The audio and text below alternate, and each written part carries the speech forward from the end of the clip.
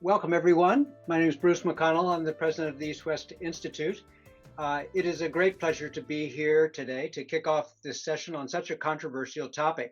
We have a very distinguished set of participants today. My main job is to get out of the way of the discussion, so I'll just take a moment here to express my hope that we can touch on the relationship between persistent engagement, which is our topic, and other efforts to reduce conflict in cyberspace through the United Nations and in other fora. In my own view, the lack of transparency about the extent of persistent engagement by a variety of actors contributes to instability in cyberspace and it increases the danger of miscalculation. So we welcome the opportunity to learn more about this important shift in US cyber strategy. As many of you know, last September, the board of directors of the East-West Institute decided to dissolve the organization after 40 years of conflict prevention and to transfer its staff and programs to other institutions. EWI's Global Cooperation in Cyberspace program and staff have been transferred to a new organization, the Observer Research Foundation America. I will continue to stay involved as a distinguished fellow, and I am very happy to introduce Dhruva Jaishankar, the Executive Director of ORF America, to welcome you to this, the first public event of the ORF America Cyberspace Cooperation Program. Dhruva? Thank you, Bruce. Thanks to all of you. It's good to see so many friends and familiar faces on this meeting. I wish this was ideally being held in lovely Singapore or under better circumstances, but perhaps it's all the more important that we are having discussions like this amidst the big developments taking place around the world, including a new administration in the United States, and of course, with Southeast Asia growing in its importance and profile, and Singapore as its beating heart. In some ways, it's a real pleasure to see a collaboration between two institutions with which I've been affiliated, RSIS, where I was a visiting fellow 5 years ago and had a very warm and enjoyable experience there, and ORF America, an institution that I helped set up last year, along with the Observer Research Foundation, and which I now find myself leading. In some ways, the topic of today's discussion is precisely what ORF America was set up to do. It is an affiliate of the Observer Research Foundation based in New Delhi with offices in Mumbai and Calcutta, and it's the first overseas center of ORF anywhere outside of India. It was established last year in 2020, a sort of difficult time to be setting up a new institution, but one we persevered with. And in some ways, our mission, as I see it, is really about bridging policy dialogue between the developed and developing worlds. We'll have 4 areas of focus that we'll be seeing more of in the next few years, which are strategic affairs and security, the future of technology, with a particular emphasis early on cyber cooperation, thanks to the addition of staff and programs from the East-West Institute, including Bruce and Andreas and their colleagues. We'll also be doing some work on sustainable modernity and energy transitions, as well as the future of growth, trade, and jobs. So I look forward to hopefully interacting with all of you in this new guise and with this new set of programming. So without further ado, I look forward to this discussion. It's a topic I am eager to learn a lot more about. And thanks to all of the organizers, both at RSIS and also all the spade work done by my colleagues at ORF America. Thanks again. Turning to short framing remarks. Why organizing a seminar on US cyber strategy and its implications for cybersecurity in Asia or its international implications more broadly in the first place? When the US updated its cyber strategy a few years ago, and Emily and Richard will talk about those developments and underlying drivers in more detail in their presentation, the notions of persistent engagement and defending forward were introduced and become, I would say, popular in some sense. But I also noticed as part of the work that we have been doing back then at the East-West Institute, mostly international cyber track 2 and track 1.5 dialogues, questions and concerns from US allies and security partners came up about the United States cybersecurity strategy, about the United States cyber strategy. There was a lack of understanding what those concepts mean, what they will entail, and what the effects will be once implemented and executed. One conversation that stuck with me were comments by a senior cyber official from a European country who wanted to know what defending forward means. Will the US defend forward in our country's national digital infrastructure? Who will consent to such activities and who will be notified? This conversation, in some sense, and many similar ones, gave input to today's seminar and the urge to organize a discussion about persistent engagement and defending forward with international participation. A thing that is too often seems not to be done, as those discussions are often held among US participants. And I think this seminar, we hope, will make a difference. A few kind of questions that come to mind when thinking about this topic, and I'll try to be here a little bit provocative, is, does persistent engagement have the potential for escalation and the cyber arms race? In the private sector, ideas around cyber active defense, hackbacks, and what some organizations call responsible response are again increasingly discussed. What's the role of US cyber strategy to address strategic competition, particularly given current US-China tensions and recent major cyber incidents such as SolarWinds and Hafnium? I know we have a couple of senior corporate representatives here on the call tonight, so it will be interesting to see what their perspective on some of those developments are in the context of US cyber strategy. One more question is, how does the US conduct hunt-forward operations in allied networks? Are there any lingering concerns around the Snowden NSA surveillance disclosures when it comes to those discussions? And I think in essence, what we are dealing here with is a Kuhnian paradigm shift away from deterrence, which was informed by nuclear threats, nuclear technology, and if you want, the nuclear age, to persistent engagement that tries to incorporate the new realities of cyberspace and digital technologies. This shift is fundamental, and I think we're just in the beginning of understanding how consequences thereof on states, corporations, and society as a whole, but also key concepts such as sovereignty that are fundamental for international relations are affected by that. Now, I would like to stop here, as I'm very much looking forward to the remarks by Richard, Emily, and Elina. They all have the rare ability to break down very difficult problems and explain complex issues in clear terms. And so I'm very much looking forward to this conversation. And Emily and Richard, the floor is yours. Thank you. It's a real pleasure to be here today, and I want to thank the organizers for inviting me to speak and inviting me to speak with a very good colleague and a dear friend, Richard Harknett, who I've worked with and who was working at Cyber Command, was really critical on some of the ideas that we're going to talk about today and tonight for me. What I want to do first is just to make a disclaimer that I'm here to speak on behalf of myself and my own understanding and experience developing these ideas, and my comments don't necessarily reflect any official position of any U.S. government agency. I think Andreas raised a really good comment to start this off about maybe a lack of understanding or misunderstanding or different views of what U.S. cyber strategy is, specifically U.S.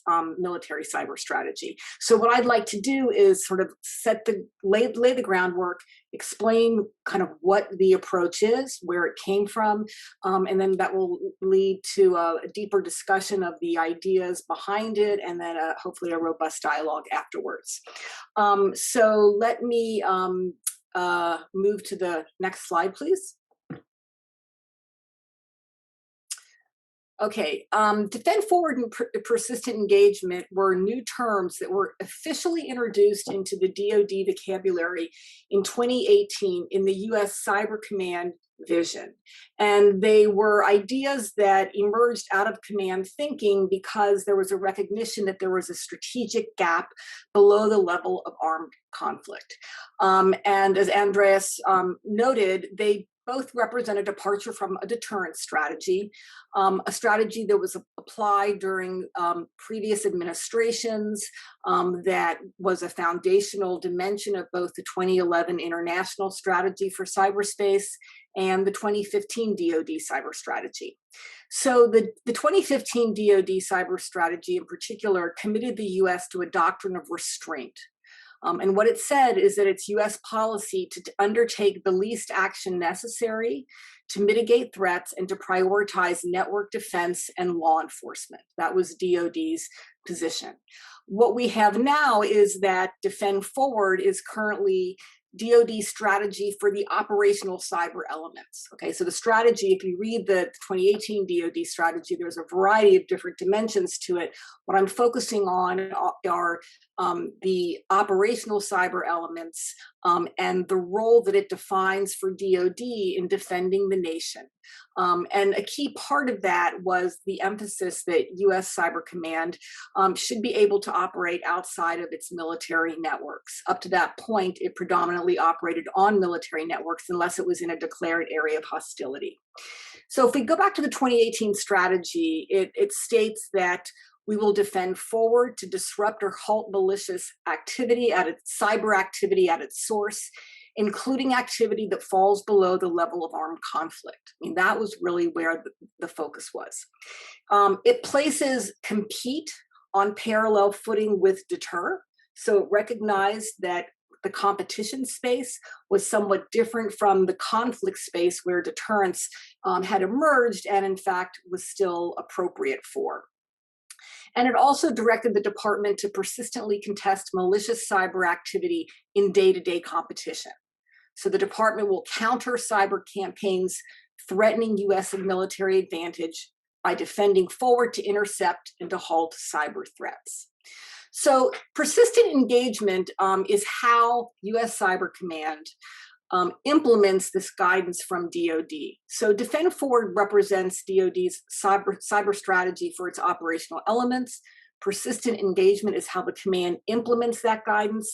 Our commander has referred to it as Cyber Command Doctrine, and it applies in competition, crisis, and conflict. So what is persistent engagement? It comprises a set of principles and operating concepts to guide cyber military forces as they pursue national security objectives in and through cyberspace. It entails, as the vision describes on the slide, enabling our domestic and foreign partners, and acting in and through cyberspace to seize and maintain initiative across the competition continuum. The enabling piece is a very large piece. There's a huge defensive component to this construct. It involves working with partners both domestically in the US as well as abroad to share threat indicators, to provide warning and insight, and even to share personnel. It also involves acting in what was referred to as hunt forward operations, which are operations that are by invitation of a partner who invites Cyber Command teams in to help them clean their networks. So that is a consensual defensive operation, offensive cyberspace operations, as well as information operations. I would note and emphasize always in line with international law and with the norms of responsible state behavior. So persistent engagement, I think, one of the key points is that its purpose is not to deter, but rather to render the opponent unable to succeed. And the ideas were really put to the test the first time in our 2018 midterm elections, when the United States had a whole of government effort to address Russian interference and influence. And that effort involved a range of groundbreaking operations, including discrete cyber operations to disrupt Russia's active use of cyber capabilities to undermine the election. It also was the first time that defensive cyber teams were sent abroad with host country permission to hunt for the adversary on foreign networks. So by going to where the adversaries were currently operating, teams discovered the activity, they alerted foreign partners, helped them secure their networks, and shared the information directly with industry so that they could develop mitigations. Let me make a few comments about this concept of initiative. And I know that Richard will talk about this at the very broad strategic and conceptual level. Operationally, we think of initiative, seizing and maintaining the initiative, as setting the conditions, the tempo, and the decision-making cycle of operational action in order to place the opponent at a disadvantage or to force the opponent to adjust to friendly activity. I think that part of the confusion sometimes that arose around these concepts is that people are turning to independent sources, independent commission reports for definitions and understandings of defend forward and persistent engagement. And the Cyberspace Solarium Commission, for example, has a different interpretation of those concepts. I want to be clear that I'm describing them as they are being implemented and they are being executed within Cyber Command and the Department of Defense. So part of the challenge is understanding what we're really doing versus what others have described it as. So for example, defend forward is often equated incorrectly with forward defense or forward positioning, which is about presence and signaling as a deterrent. And we're familiar with it as it was practiced during the Cold War, in the US case, support for NATO in Europe. But defend forward is not about messaging through force, posture, and disposition. It's about actively operating and engaging. So what matters in strategic competition short of armed conflict is that you're engaging and seizing initiative and trying to not always be on the defensive and always reacting and always responding and letting the opponent drive activity, but that you are, in essence, taking the initiative away from them. I think a really good way that some of our operators talk about it is thinking about defending forward in time. It's less about where you are and it's more about getting anticipatory so that we're not always reacting. Another point about this is that it's really less about shaping the choices of the adversary than it is about precluding or taking away their choices to make us and our allies more secure, taking away their opportunities to exploit our vulnerabilities. So hopefully that's more of a clear articulation of how we understand it within the command and how we support the Department of Defense and US government policy. Next slide, please. This slide is simply to point out that 2018 was really a critical year, a critical pivot year for the Department of Defense, and it represented the culmination of a lot of thinking and realization that what we were doing was not working in addressing the cyberspace aggression that we were facing.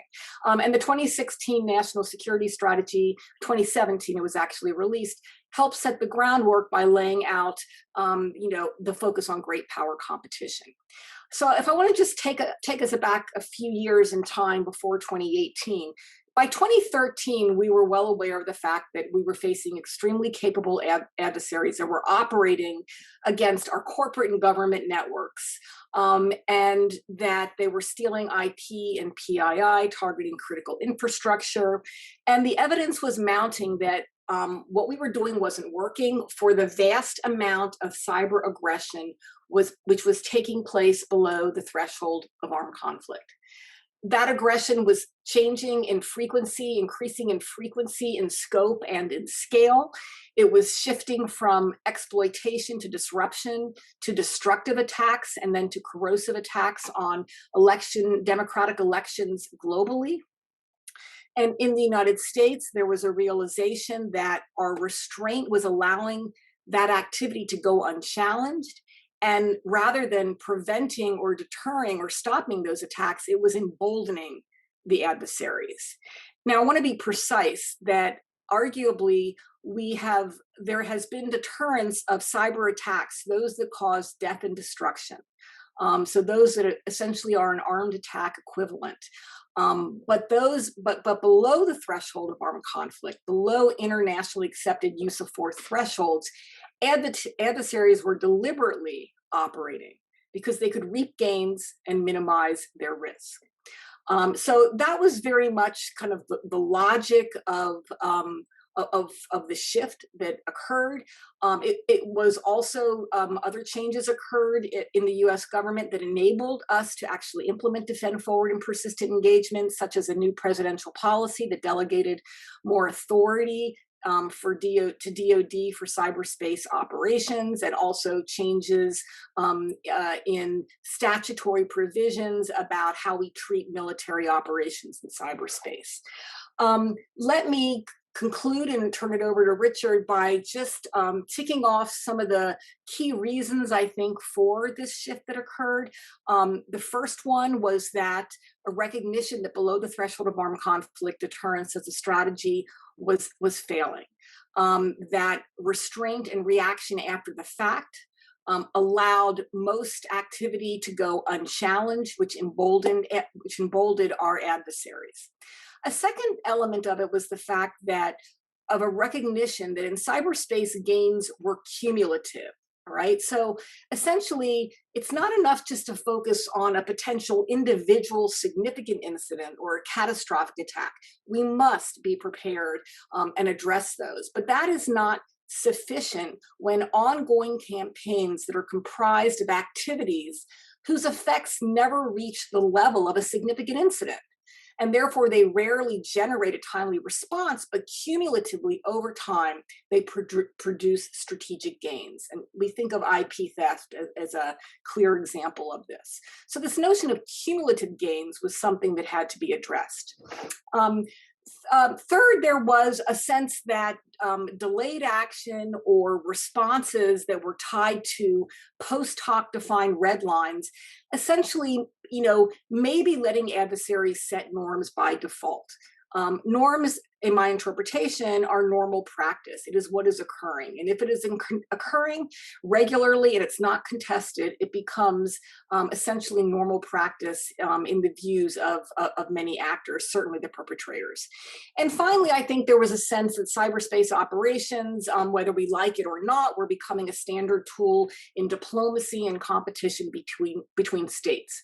Restraint above the armed attack threshold had been accompanied by routinization below that threshold in continuous campaigns of nonviolent operations in and through cyberspace. Those realizations, I think, were key in the pivot, which led to the shift in DoD strategy and Cyber Command's operational approach. And I will stop there and turn it over to Richard. 12 months ago, I was supposed to be speaking in Singapore, so missed that opportunity, and but glad to be able to do it virtually here, and hopefully we can pick up soon with visiting with each other in person. But again, thank you for the invitation. So let me just pick up where Emily just left off, and my sense in terms of the shift in U.S. policy was really driven by a deeper sense of adversarial action, right?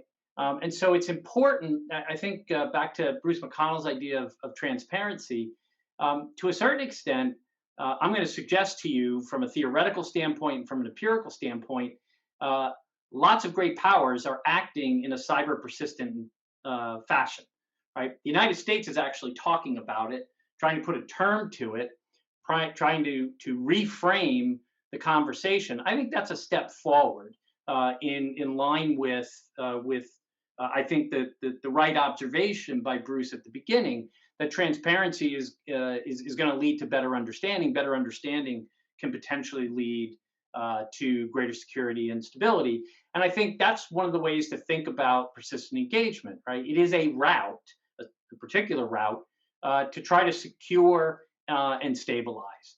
And it doesn't necessarily run counter to a international institutionalist type of approach. To be more active is not ipso facto to be more aggressive, or in fact to be purely offensive.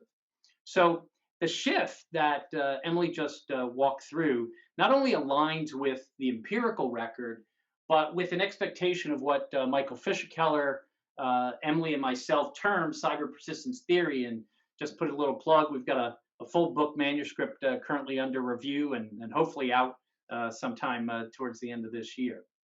But it appears that the US and other major cyber powers are aligning towards what the theory expects. From the US standpoint, their particular form of handling this, the strategy to defend forward and operationally persistent engagement,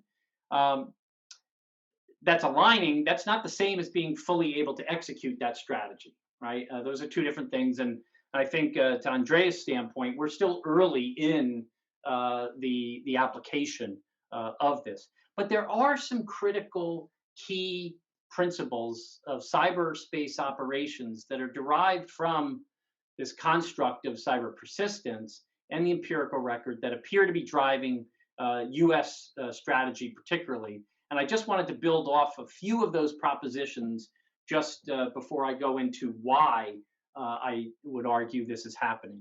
So a couple of key thoughts that will be grist for the mill of our conversation later, perhaps. Superiority in cyberspace is temporary. An advantage favors those with initiative. So there is actually a logic behind operating to seize and maintain initiative. One-off cyber operations are unlikely to defeat adversaries. And as Emily pointed out, it's a more focus on competing continuously for cumulative gain. If one is defending inside one's network in this environment, by definition, you have actually likely lost initiative. And thus the construct of defend forward outside virtual borders as practically close to the source of malicious activity is a response to that kind of context. The gains, again, in cyberspace, when we think about them, is a cumulative process. It moves us to a mindset, and I'll come back to this a couple times, but a mindset of campaigning rather than treating these things as incidents, hacks, events, right? And in a sort of discrete context. From a national security standpoint, it's how those operations link together, and a campaigning kind of focus has to drive much of this thinking. One final point before getting to the theory itself, the strategic value of cyber capabilities, based on what we've been seeing over the last 20 years, actually lies in their use, right? Not in their possession. And Andreas talked about a Kuhnian paradigmatic shift. I think, in fact, that's what we're dealing with, and those are not easy, right? Kuhn's whole book was primarily about why paradigms don't change or don't shift, even though that's the famous term, right? It's why they're so sticky, and why in the face of new evidence do we tend to put and force that evidence back into old ways of thinking until, in fact, that friction is too much, right, logically, and an alternative emerges. The notion of cyber persistence, I think, is potentially one of those alternative ways of thinking. But remember, we've been geared for 70 plus years to think about the strategic value of nuclear weapons to exist not in their use, but in their possession. And in fact, what we are facing in the cyber strategic environment is in fact the reverse.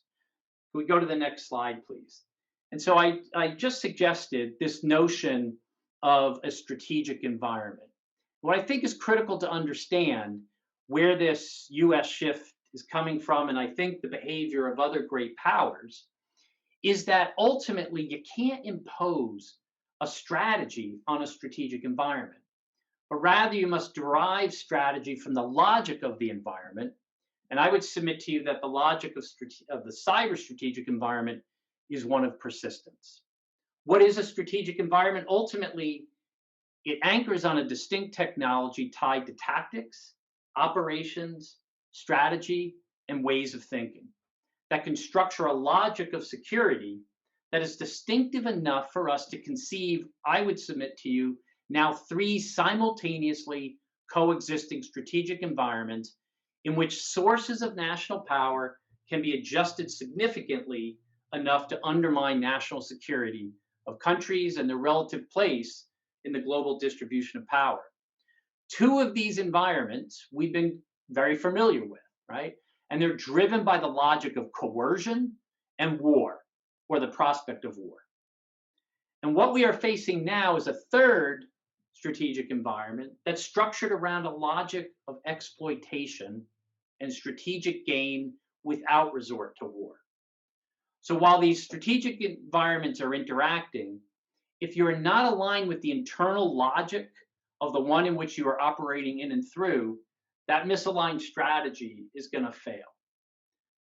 So the traditional notion of the conventional strategic environment, we've had 2 millennia of human history to get our heads around, and we still struggle to understand completely how to stabilize it and secure it. Right? But basically, it ranges from an offense to defense advantaged environment. And making sure that you're aligned to that advantage is critical. Right? And when you're not, it can be devastating. So in 1914, the European great powers thought that they were in an offense advantaged environment when in fact it was a defensive one. Led to a disastrous campaign of devastation and barely any movement of territory for a very long period of time. Accelerate to 1939, the French thought that they were in a defense advantaged strategic environment, and in fact it was offense advantaged, and despite the Maginot Line, failed to hold back the German blitzkrieg. But in all of these cases, whether you're on horseback or in a tank, the fundamental logical question related to security is, how can I use war to advance my interests? How can I play this offense-defense game and secure myself?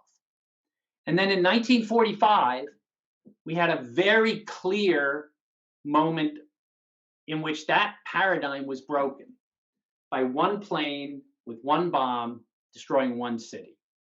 Right?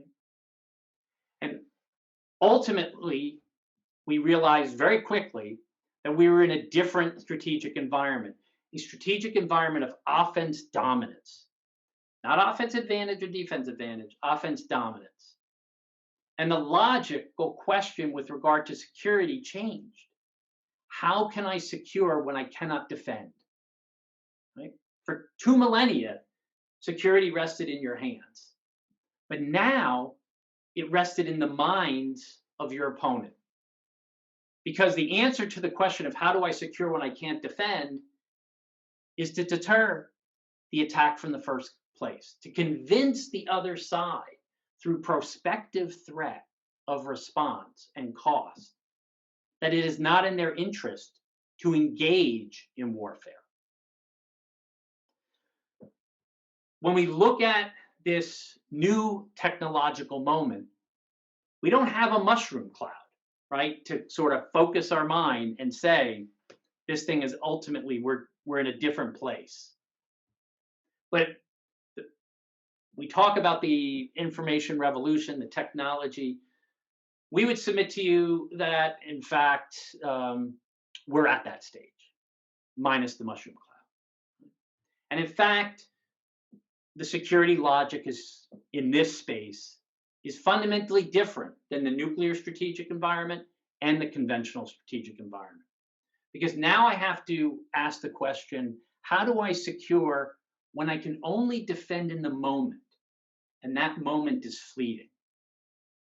And this is ultimately better conceived, not as an offense-defense game again, right?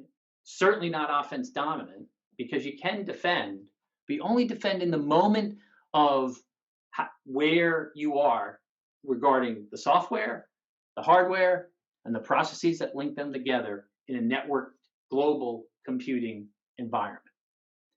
And this leads to what we would argue a different way of having to think through the security problem.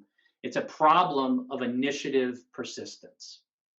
So the global network computing and ubiquitous access of that network has fundamentally introduced a new security logic. It starts with recognizing the structural feature of interconnectedness.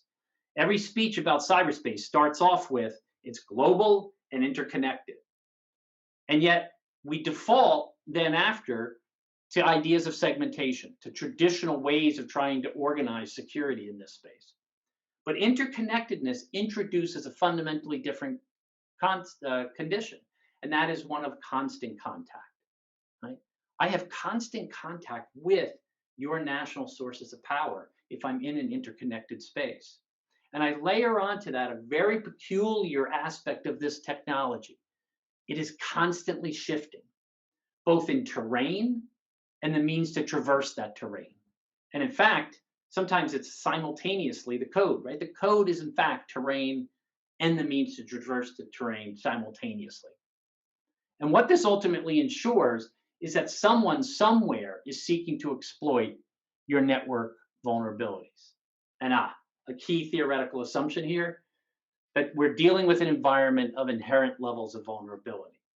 But that's the way the system was built. Right? The system was built ultimately as portals. And we've been trying to layer on a segmentation that fundamentally goes against its inherent structure. So I'll throw out a radical idea that offense and defense are terms that can still be ascribed to tactics in cyberspace. However, the ever-changing features of the technology itself and the rapid adaptation of how it is used at the technical, operational, and strategic levels is so significant that thinking in terms of building offensive and defensive capabilities, of conducting offensive and defense operations, of defining campaigns as being offensive or defensive at the strategic level, misses the most critical point about persistence. We are dealing with a fluidity on a scale, a scope, and speed that requires a reconceptualization of what is meaningful to outcomes. And what is meaningful in defining outcomes in a security context is whether one has initiative or not, whether one is anticipating the exploitation that will come next by either you or an opponent. Again, tactically, a state may be able to exploit to protect or exploit to advance, but the essence of what is happening in the cyber strategic environment is not defined by such tactics. Rather, it's defined by the fact that persistent exploitation in setting the conditions of security or insecurity is the game that is afoot. A state can only set conditions if they can anticipate where those conditions will lie in an ever-changing virtual scape. Thus, I would argue that there's an actual, ultimately, imperative that necessitates persistence in striving for initiative, in setting the conditions of security and insecurity. Either you set your security or somebody else is setting it for you. So I would assert that the better way to conceptualize this environment is to recognize that what is occurring is grappling, and I'm sorry, you could switch to the next slide. What is occurring here is actually a grappling over initiative.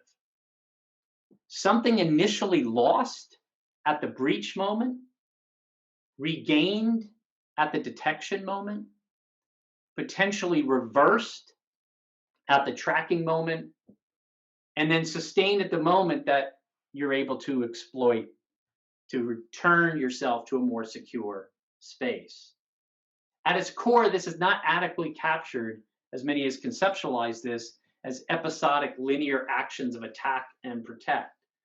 Rather, I think we have to start to wrap our heads around the idea that this is a fluid set of engagements that is driven by who has initiative at any given moment.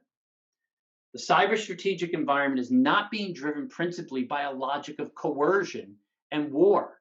It's not about, as Emily suggested, we have deterrence at the armed aggression level, but it's also not being driven by a coercive dynamic, right, in which I am forcing through the prospect of threat and hurt, either deterrence or compellence, right?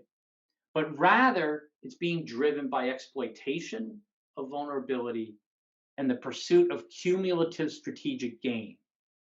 So therefore, how do I redefine security in this space? It is not the absence of action. You can't have that in an environment of constant action if persistence is the logic. But the security is found in making sure that the actions that are resetting your security are not consequential. That becomes the operationalization, right? Can I make those actions less consequential and ideally inconsequential? I'm just going to finish up here with this last slide because, and a sort of final word about words, but let me just sum it up in this sense. Conventional security rests in the presence of war. Nuclear security rests in the absence of war. And cybersecurity rests in the alternative to war. And that makes it extremely attractive. And why we have to start to think strategically about how to bound this activity, right, and try to stabilize it. So this last slide, which I guess will be shared after the meeting, and let me wrap up here, gives you a sort of a lexicon of language. Because if we don't start, language shapes thinking, right? And if we use the wrong language, we're going to slip into old think. But again, in terms of persistent theory, cyber persistent theory, we're dealing with campaigns, not incidents. We're dealing with interaction, not escalation. We're dealing with initiative rather than restraint. Activity is continuous, not episodic. It's cumulative, it's exploitative, and it's below the level of armed attack, but it's consequentially, strategically consequential. So in the end, if a state adopts a cyber operational approach of persistent engagement, something close to what the Americans are doing, continuous cyber operations should be primarily, we should expect them to be primarily executed irrespective of opponent behavior, in anticipation of opponent behavior, and in adjustment to opponent behavior, but only rarely in response to as a traditional understanding of retaliation, right? When there are rare response approach, when that is needed, it should be executed in the recognition that it does not replace this primary imperative to persist, irrespective of, in anticipation of, and in adjustment to opponent behavior. I'm not thrilled that we're here. It's not necessarily an easy place to think about stability in the way that we've thought about it in the past. But if we don't get these fundamental right, we're going to struggle in this place. And ultimately, I think these are concepts, constructs, and a strategic approach that has the prospect of putting us on that path towards greater security and more stability. Thank you, and I'll turn it over to our discussant. Thank you, Richard, Emily. This was very insightful, and now I'll take the opportunity to introduce you to Elina, who is going to provide us like a response and kind of like an Asian perspective on what we have heard. Thank you very much, Andreas, and thank you very much to RSIS and ORF America for having this faith, probably inflated faith, in my ability to break down a complex and controversial concept like defend forward or persistent engagement into something simpler. Because I actually have more questions than clarifying points of intervention. And this is probably something saying more about me than Richard and Emily, who've gone to great lengths to explain the concepts. Intellectually, disrupting malicious activity at its source makes sense to me, given the urgency and pace of cyber threats, which can sometimes, as we know, be instantaneous and other times enduring, as with the case of APTs. It also makes sense to partner with non-government actors, given the mixed composition of cyberspace infrastructure. And I can certainly understand the appeal of wanting to seize the advantage by constantly engaging threats wherever they operate and preventing attacks before they happen. Certainly, if all countries had the capacity to do this, then I'm sure many would not hesitate to do so. But to be honest, I struggle to reconcile these benefits at the conceptual level on the one hand, with some practical challenges on the other, that I believe will have some concerning implications for the future of cyber stability, particularly from an Asian perspective and a Southeast Asian perspective. And I recognize there are other Southeast Asians who may have different opinions than me. But let me offer a perspective as someone who comes from a country, a region which has just as much equity in the security of cyberspace, has considerable interest in the stability of cyberspace, and has little to no interest in being caught in the middle of an adversarial construct, whether in the kinetic or cyberspace for that matter. So let me offer you 3 specific questions and points for consideration, and maybe for provocation as well, depending on where you stand. First, I think there remains uncertainty about the parameters of defend forward or persistent engagement and their implications for the stability of cyberspace. It's still unclear to me, for example, what the relationship between offensive and defensive action is with defend forward. Where is the separation line if operational actions that are offensive are supposed to advance defense at the strategic level, as the Solarium Commission seems to explain, and as I think I understood Richard having explained? Because even in a more fluid environment like cyberspace, there are legal and other implications and consequences for whether actions are offensive or defensive. More importantly, in the short to medium term, what do defend forward and persistent engagement do for the stability of cyberspace, not only for the US and its interests, but for every other stakeholder in cyberspace? The public record on defend forward campaigns is so far scant, but I would really be interested to see how both defend forward and persistent engagement have had an impact or not on adversary activity, whether counter operations have increased or not as a result of defend forward. Are there causal rather than corollary or coincidental trends stemming from defend forward? Some have argued this is proof that the concept has not worked. Others have argued that SolarWinds, being primarily an espionage campaign from what we know so far, is more an intelligence failure rather than anything else. But SolarWinds aside, if defend forward is not a cost imposition or a deterrence effort, then why shouldn't other and more countries take the same approach in the name of setting or resetting the conditions of security? Some would say that there has already been a cycle of aggressive actions below the use of force threshold, and that fears of uncontrolled escalation are overblown. But smaller countries in particular, such as those in Southeast Asia, that do not have the same threat perceptions or risk calculations as a technologically advanced country like the US, are very wary of the concept. Second point, the question of stability and security of cyberspace relates, of course, to the actual impact of defend forward on generally agreed upon norms of responsible state behavior.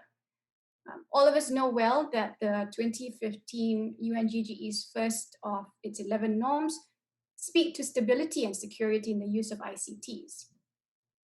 A couple of years ago, you may recall, General Nakasone wrote of the need for Cyber Command to operate close to the adversary, and that would be a failure to operate only in blue space, meaning areas in cyberspace protected and controlled by the US government. Richard also echoed this sentiment in his remarks. The parts of cyberspace controlled by an adversary is red space, and all other areas in between would be gray space, as defined by Joint Publication 312. We've seen that the US has already operated close to the adversary in gray space, such as with the Ukraine and Macedonia at the invitation of those countries, as Emily pointed out. But what if third-party or gray space countries are less willing to partner with the US on such operations? Because if I'm not wrong, even if Cyber Command only operates in red space, it can still arguably operate in a non-adversary country if there are cyberspace nodes that are controlled by the adversary in that third country. Of course, I stand to be corrected if this position has evolved, but again, there are real implications for other countries that want no part of this adversarial construct. Third and finally, defend forward persistent engagement are unreservedly in defense of US interests and those of its allies and partners. Much of the discussion on these two concepts has been in the US among Americans. And that's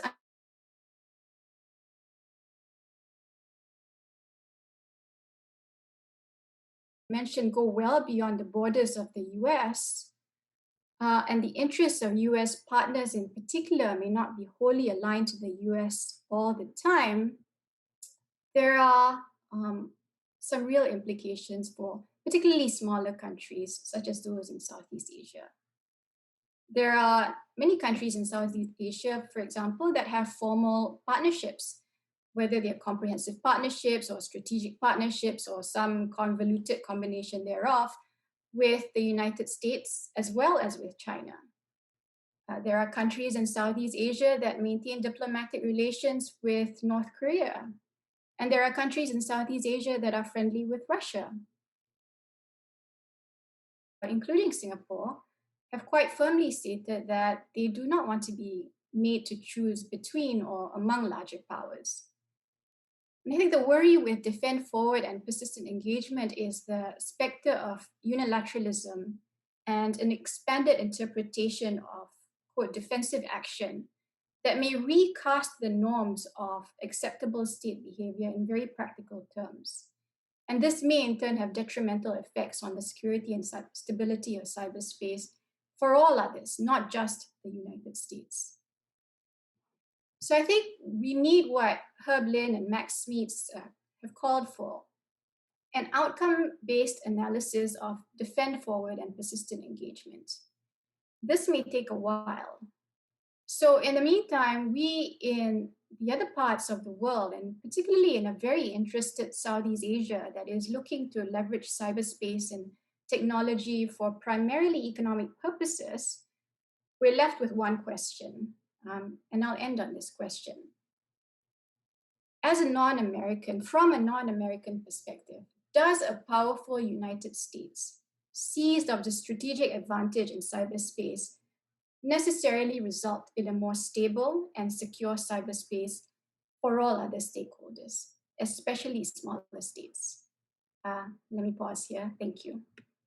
No, I think, Elina, I want to pick up on sort of one theme about communication among allies, right? And then where that led to that last question, right? Does sort of, if US is successful in setting conditions, does that actually lead us to, greater success or stability for everyone?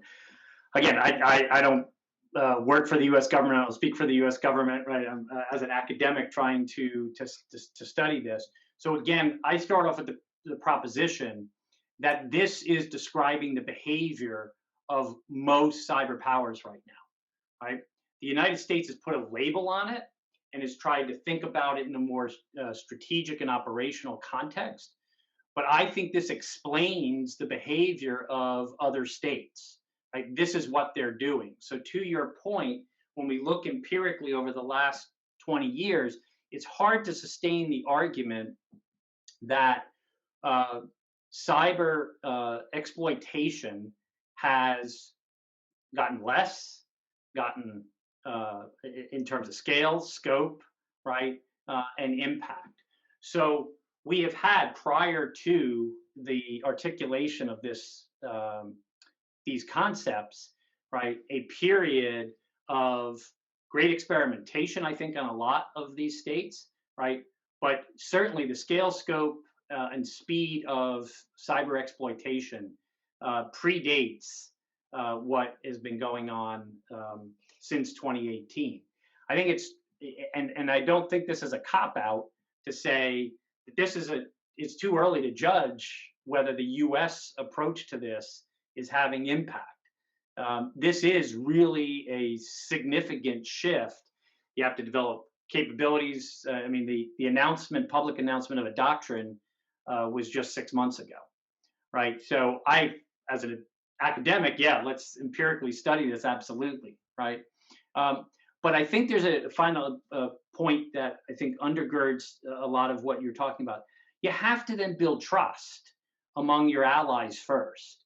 And you know, I've had the opportunity to speak with international colleagues before we weren't able to travel. And that articulation is, again, I would argue, immature. It's just starting, right? But it's essential, right? And so this concern that you raised about sort of hunt forward operations in gray space in which one is traversing one's network. I mean, we have all, you know, we know there are states that have allowed US bases to be deployed, right? You have legal arrangements in which you can operate and you can't operate, right? But but I would strongly encourage that type of thing. There's two words that I just got to deal with real quick before handing over to Emily.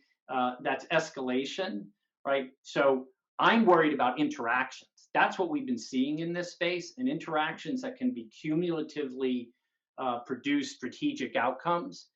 So coercion escalation is a construct that came out of a notion of leveraging prospective threat to shape behavior. And what we have not seen to date explicitly is states engaging in that kind of coercive escalation management strategy. Escalation management was actually a strategy if you go back to Schelling and how we were structuring the nuclear era. So I think it's as serious a problem as escalation is interactions that wind up bleeding strategic gain. And by focusing in on something that's really not been happening in this space, rather than focusing on what is happening in this space, I think is the shift. And the final aspect about you know, the critique I had about deterrence, I don't think it really is about a lack of trying or not trying. Again, it gets to this point, and you can reject it, right? That the cyber strategic environment has its own logic of persistence, right? That it's being driven by this exploitation opportunity type of thing. But ultimately, the measure of success of a deterrent, right, is the absence of action. If you're imposing cost, deterrence has failed, right? Now, you can argue that if you pose it multiple times, maybe you can create a deterrent effect. But the bottom line is, from a strategy standpoint, it's about the prospective threat shaping behavior. That's extremely difficult to layer onto an environment of constant action, right? A strategy whose success is dependent on the absence of action. And so the idea of DF and PE, from my perspective, is trying to address the problem of persistence, which is what we are seeing in this space. And how do we start to bind it? How do we start to bound it? And that's not going to come from just simply allowing folks to just do whatever they want in the space. Sorry, Emily, for running on. The first question everybody asked was, how do you deter in cyberspace? That's the first question. They didn't say, how do you secure, and is deterrence the appropriate strategy? We immediately went to, how do you deter? And so I think we owe it to stand back as strategists and thinkers and to say, are we presuming the answer to the question without analyzing the context? And I think that there is, you know, what has been going on is not tolerable. I mean, I think there's, you know, kind of a general sense that the expansiveness of the types of attacks and campaigns below the threshold of armed conflict are something that are creating costs on different states and non-state actors as well.